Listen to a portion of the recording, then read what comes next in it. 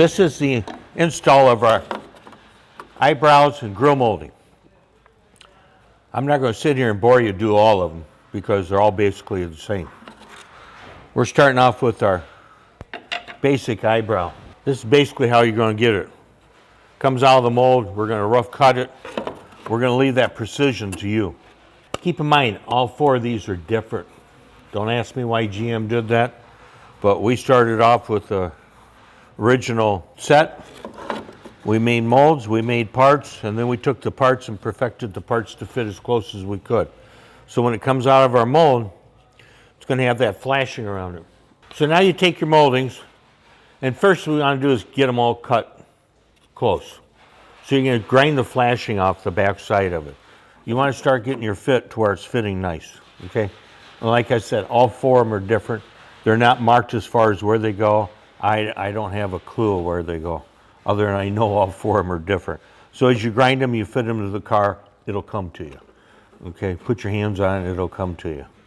And so we're getting the back sides of them. And in grinding these, we just grind the edge of it.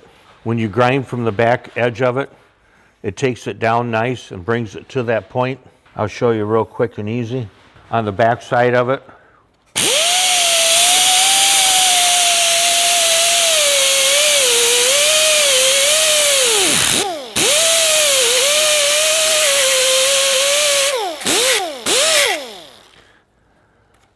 you grind it from the back side and it takes you right to where you want to stop. So you do that around the whole perimeter. Is it time consuming? Yes, it is. But that's just something you have to do in putting these things together. So we've ground the back side of this. We have a mechanical fastener that's going to go on the back side. We'll show you how that goes in here. So now we have our fit. This is our driver's side, left side, the outside of the car by the GM part number, left lower. So we have that fitting nice. Once it's fastened to the car, then you can come back and backfill and get your perfect fit, so when you paint these, they're dead nuts. If you order a set in carbon fiber, you have to be a little more patient with it and grinding it so you don't have any voids. Very time consuming. These are very time consuming. So this is a mechanical fastener. Comes from Rotolock. They're made in, I believe, Australia. So it's made for composites. And so we're getting our spacing here. This is a millimeter or metric fastener. And this is the nut we're using on the back side of it. Comes from Alvico.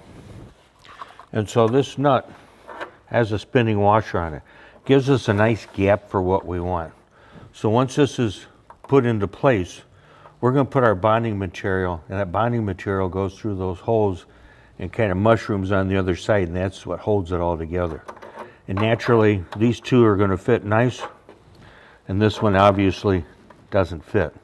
And so these are pretty simple to bend. You bend them to the shape to where you're going, okay? This is basically a matter of a couple pair of pliers, channel locks and pliers, and just bend it to the shape. And once it's bent to the shape, and then you come on the back side with the other nut, and you have clearance between the molding and your fastener, we'll get to that point where you see how we do this. So the first thing that we're going to do before we put those into place is we're taping off the area where we're going to be putting those in. Because our tape is going to be our buffer. Our tape is going to be our release agent. Our tape is what's going to keep our bonding material from sticking to the car. I highly recommend you do this in epoxy. That's what we're going to do this with. The downfall of the epoxy is it takes a while to cure, but it's like anything else we do on these old Corvettes. You can't be in a hurry. When you get in a hurry is when you get in trouble. So slow down, take your time, think about what you're doing. I'm going to mask this off. I'm going to get my fasteners in place, and then we'll move forward. In preparation, the back side of this, where our fastener is going to be located, we want to make sure we grind that good.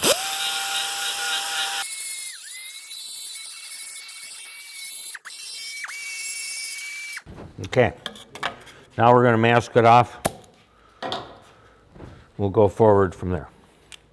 What I'm doing right now is getting ready to mask this off, and I always like to wipe down our fiberglass with some acetone, lacquer thinner. It gets all the fine dust off of it. Doing body work on these old cars, you blow them off really good, and you still want to wipe them down because that dust will come back and lay on it after you blow it off, and it kind of can mess you up. So just get in the habit of always wiping down bare fiberglass before you put anything on it. In this case, we're just putting tape on it on that side, but on this side, the same token. We're going to wipe down the back side of it, just enough to make sure we get all the dust off. Just a little prevention, so, and blowing things around, we don't have an issue down the road. So now as far as masking this off, so we're going to start off taping where our fastener is going to go, so we get the impression of the back side of this really nice. A little time consuming, but it's like anything else on these old cars. If it was easy, everyone would be doing it. And so you got to spend the time. And we're just concerned about where our epoxy is going to come back and hit the car. Our tape is our release agent, again, our little buffer. What's that gadget you got? That's a new little gadget that we got. Masking made easy. Gee, we should probably find the name of that, Andrew, and give him a plug. With that said, I'm going to take just a little bit bigger tape, 2-inch tape, and I'm going to come back close to it. So I'm going to go back and do these other two as well. So it's masked off. We started with our inside bracket that we had to bend. Now where our center of our holes are, we're taking our razor blade knife and just put a little slot in our tape. And you'll find that that tape will help hold our little fastener right into place while we come from the back side and install the nut on the back side.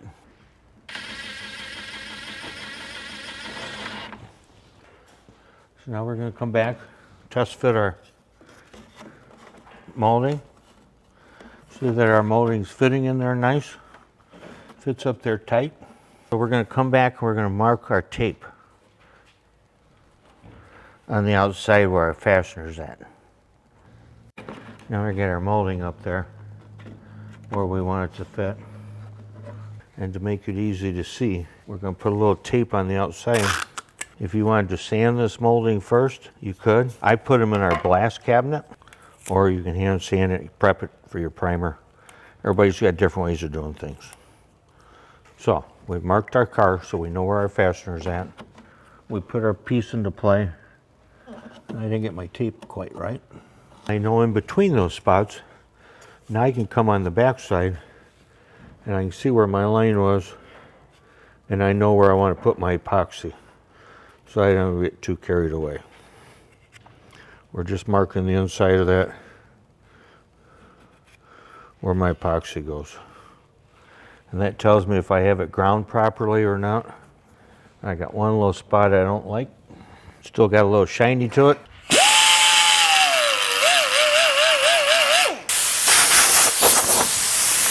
We're going to remark that, but since I ground on it, I'm going to hit it again with a little thinner. Good and dust free. So we're good and dust free. So now comes the point of our epoxy. We have our gap. We want our epoxy to go through these little holes. They're going to mushroom over. And so I'm going to mix up some epoxy real quick. I want to show you how we're putting it in there. So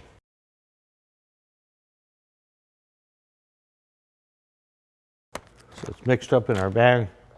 Little vent, little area to squirt from. Now we're going to squirt this in our fastener. You want to put it right inside the hole so it gets in there good. We're going to fill it right full. It's going to encapsulate that nut. That's our spacer. We're going to have some on the outside.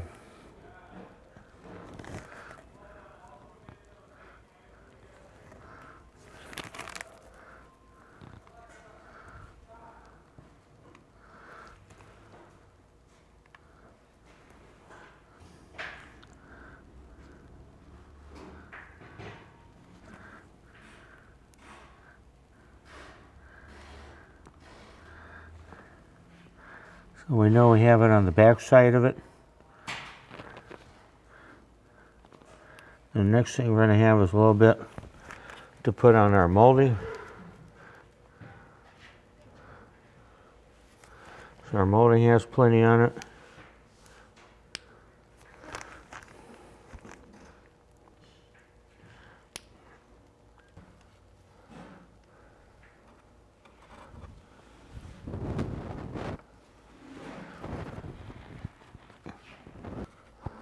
A little bit of tape to hold it. That's our pair of hands.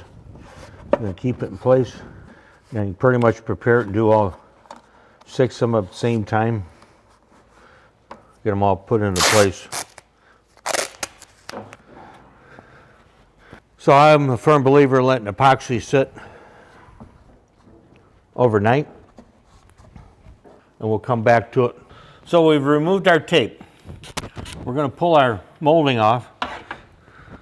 We're going to go to the back side and take off our nuts.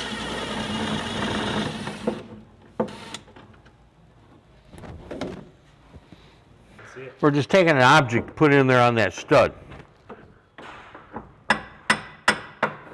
We're going to pop these loose in there.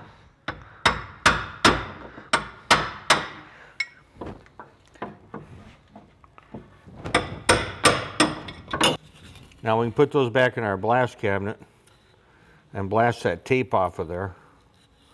Or if you're patient enough, you can sit here and pick at it, but it takes as long as to take it off as it does to put it on. And so here we are, backside sandblasted. Take and clean it up just a little bit more with the grinder.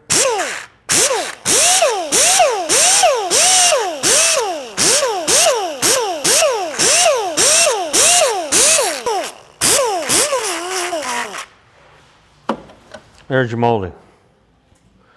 Pretty much standing in place. Your fastener's back on the back of it. Now you're going to body work everything together. Once you have those fitted, now you got to body work those and make them true how you want them to fit to the body. See, here's the car. It hasn't been worked yet. Paint's been stripped off of it. Every one of them's a little bit different. This area isn't too bad, but depending on the length of the car's had. Now there's your molding. You can get in there, you can make that fit perfect like a glove. And then off it goes. It's a little bit of a pain in the ass to do, but gives you a nice, solid, rigid piece of fiberglass to finish off and make what you want. Thanks for watching.